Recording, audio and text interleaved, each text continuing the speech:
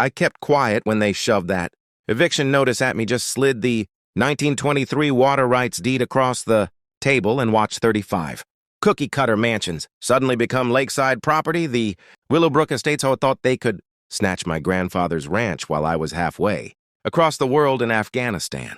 These smug officials built their polished dream suburb on stolen soil, complete with golf cart patrols and tennis-clad busybodies. What they didn't realize, I'm an Army Corps engineer. That old earth dam on my land had waited 45 years for fools to build beneath it. Their arrogance was remarkable, until the spillway opened and their luxury homes tasted real flooding. This was going to be sweet now. Tell me where you're watching.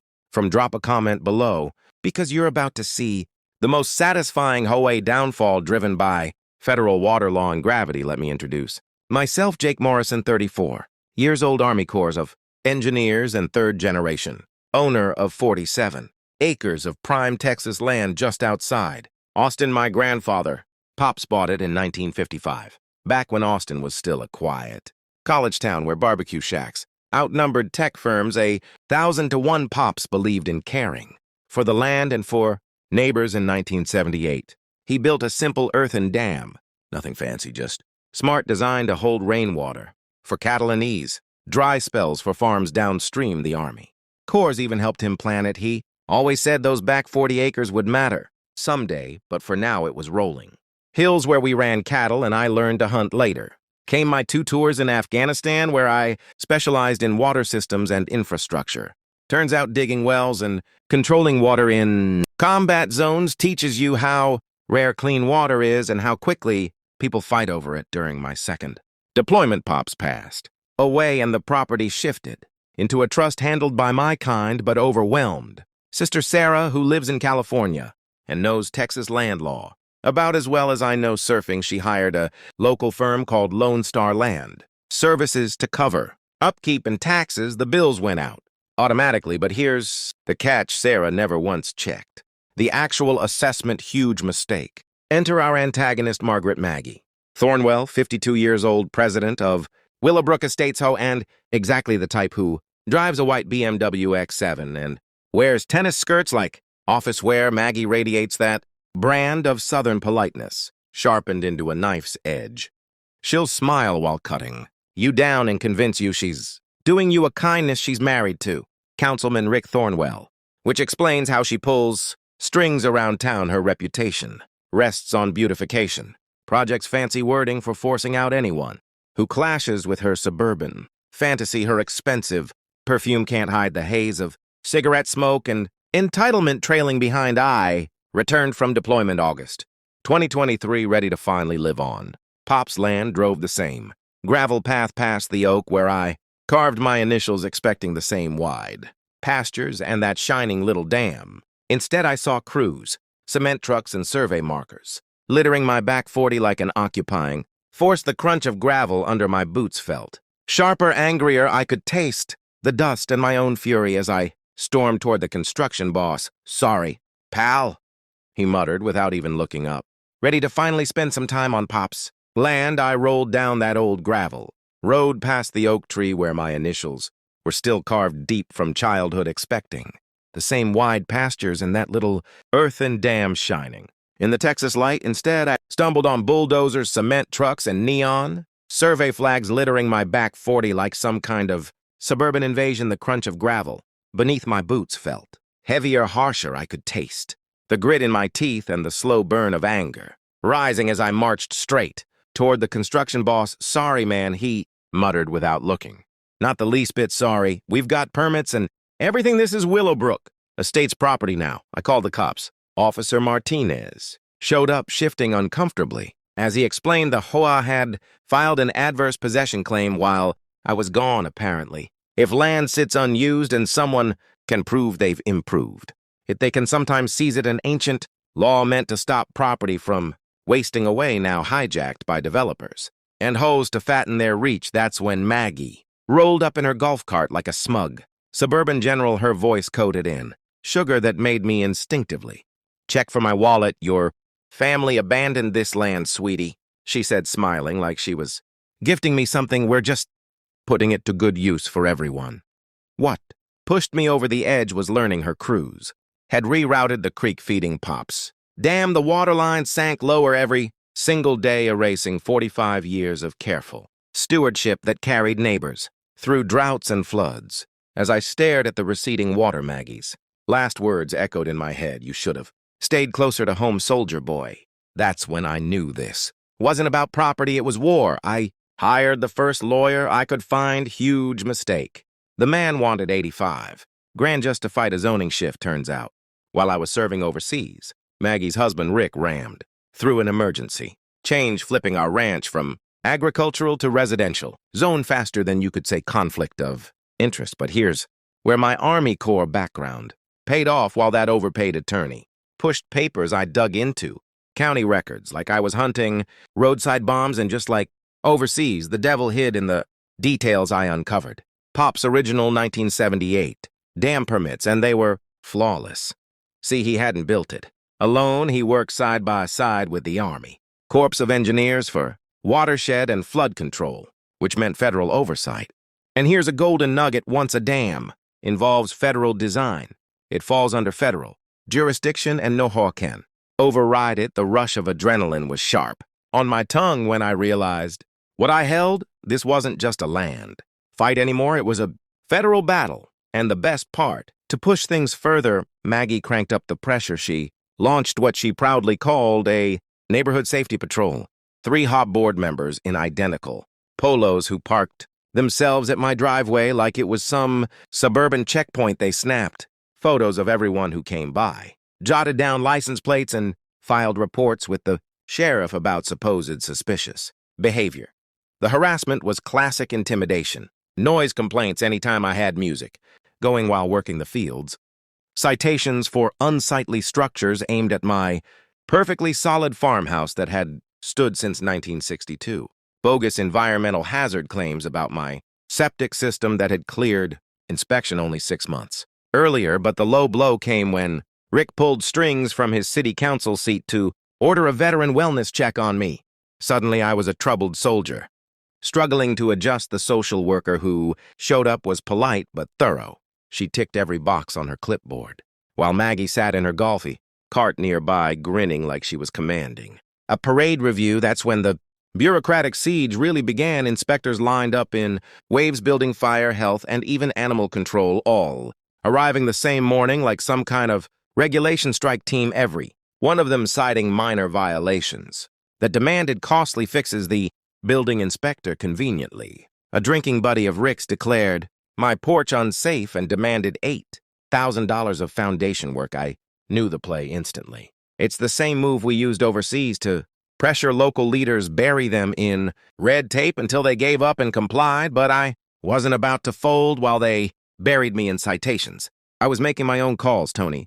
Riggs over at the EPA was very curious to hear that Maggie's HOA had never filed the federally required wetlands assessment before diverting Willow Creek, because any project that alters natural waterways requires diversion markers. Let me pin down the exact amount of water being stolen. 1,200 gallons a day equal to $47,000 a year in agricultural rights. The rough grit of sand in my palm as I tested the creek bed told the story louder than any attorney. This wasn't just theft, it was environmental sabotage on a massive scale. Then came the certified letter the city intended to seize my ranch through eminent domain under the guise of public safety. The hearing set in just 2 weeks. Maggie's quote in the paper made her playbook obvious. Sometimes you have to protect the community from itself. But standing at my window that night as storm clouds gathered, I realized those clouds weren't just weather, they were leverage. Maggie escalated. Rick rammed through the hearing in record time, and suddenly the HOA was dangling $180,000 for land appraised at $890,000. The message was blunt: take the crumbs or lose it all. The local press piled on, publishing a smear piece branding me a domestic extremist. Headline read, troubled veteran blocks neighborhood progress complete, with photos making my farmhouse look like a drug den, and me like I hadn't slept in months. But Maggie's showpiece move was the staged protest. 20 mothers clutching kids lined my fence line with a pro photographer capturing every worried face. My house looming behind them. The Facebook post went viral. #ProtectOurKids. She told Channel 7, our children deserve safe neighborhoods, not whatever demons he brought home from. War, funny thing is, she was right. About one point I did. Bring something back from war, the skill to spot propaganda and the training to fight. Back with strategy, that's when Tony Riggs called the EP had opened a federal probe into Willow Creek. Diversions off my complaint and the kicker, Maggie's old HOA in Houston had eaten a $2.3 million penalty for the same scheme. Federal environmental charges follow the person, not the zip code. While Maggie played victim online, I learned her finances were rotten. The HOA's construction loans relied on inflated property values and guaranteed water rights. If those reverted back to me, the entire subdivision would sink in debt. The irony was, sharp, they stole my water to make their houses valuable, and now their greed was about to drown. Then Maggie's mask slipped. She waved. $400,000 cash with a 48-hour deadline. When I refused, she jetted to California to sway my sister Sarah with a sob story about her unstable veteran brother that backfired big time. Sarah might not know Texas law, but she knows her family. She called me laughing. Jake, some lady in tennis gear tried to buy me off. I told her if she calls again, I'm contacting the FBI. While Maggie collected enemies, I was gathering allies. I teamed up with Amanda Cross, an environmental attorney who specialized in pro bono water cases. Together, we built a coalition with downstream farmers burned by the diversion Miguel Santos brought. Century-old records showing his family farmed with creek water since 1887. Mrs. Chen contributed photos from the 1940s of her grandfather's garden fed by the same stream now flowing into Maggie's fountains. The local Audubon chapter jumped in too when they discovered the diversion had destroyed nesting grounds for several protected bird species. Funny thing, killing endangered wildlife while stealing water tends to get federal attention quickly. Under the cover of night, peak discharge timed for 10 hours a.m. The flow rate was calculated to highlight natural flooding behavior without endangering anything except Maggie's unlawful concrete. Obstruction safety came first. I posted warning notices a full day in advance and personally notified the volunteer fire crew. This wasn't some reckless release. It was a controlled demonstration of how the creek was meant to run. Amanda looped in environmental journalists from the Austin American-Statesman and local TV outlets. Miguel gathered neighbors to witness the restoration of agricultural water. The mission was clear. On the story before Maggie twisted it into unhinged veteran threatens suburb. Our intel chain looked like something out of espionage fiction. Mrs. Chen tracked Ho chatter through the grapevine. Never underestimate retirees with time to talk. The local diner waitress Miguel's cousin leaked notes from city council's closed-door meetings. My old army buddy at Fort Hood provided legal drone footage while I rebuilt spillway controls with upgraded hydraulics. Amanda was fighting a parallel battle in the financial trenches. She sent proof of fraudulent claims to insurance carriers, alerted regulators to shady construction loans, and prepped whistleblower complaints tying Rick to blatant conflicts of interest. The brilliance was in timing. The Weather Service confirmed heavy rains due in 72 hours. Amanda scheduled a federal inspection for that same week. Miguel lined up the agricultural extension office to log downstream recovery. It was the perfect alignment of weather oversight and community testimony, but I knew Maggie's mindset. She always escalated under pressure, so I braced for the obvious counterstrikes. Emergency HOA meeting smear pieces, maybe even a restraining order pushed through her. Friendly Judge Amanda had preemptive responses drafted for each. The preservation of evidence was mission critical. I compiled extensive photo records of the diversion shot video statements from farmers and neighbors and gathered historic images showing the original creek path and seasonal flood cycles. Amanda secured everything through federal court to lock in protection. Safety prep included coordination with local fire crews, outreach to downstream homes, and bilingual postings in English and Spanish. I even drew up an evacuation plan we'd never need simply to prove responsible. Management economic warfare was Amanda's weapon of choice. She flagged loan irregularities to state banking. Officials tipped the Texas Attorney General on insurance fraud and drafted a civil RICO suit alleging organized racketeering. Here's a tactical nugget: coordinated agency pressure cracks opponents quicker than piecemeal Lawsuits, once multiple regulators. Close in the defense can't cover all. Fronts the tang of WD-40 and machine. Grease hung in the evening air as I tuned every gate and tested the spillway under. Low flow, everything checked out. Blocking federal environmental. Enforcement is a felony, not some civil dispute. The results were exactly as I'd engineered. Water flow balanced at ideal levels for farming and habitat protection. No homes flooded the creek, held to its natural path just as 45 years of records had shown it would. The Army Corps training had paid off flawlessly. The political fallout was immediate. Councilman Martinez stepped forward and demanded Rick resign on live television. This corruption has humiliated our city, he declared. You're finished.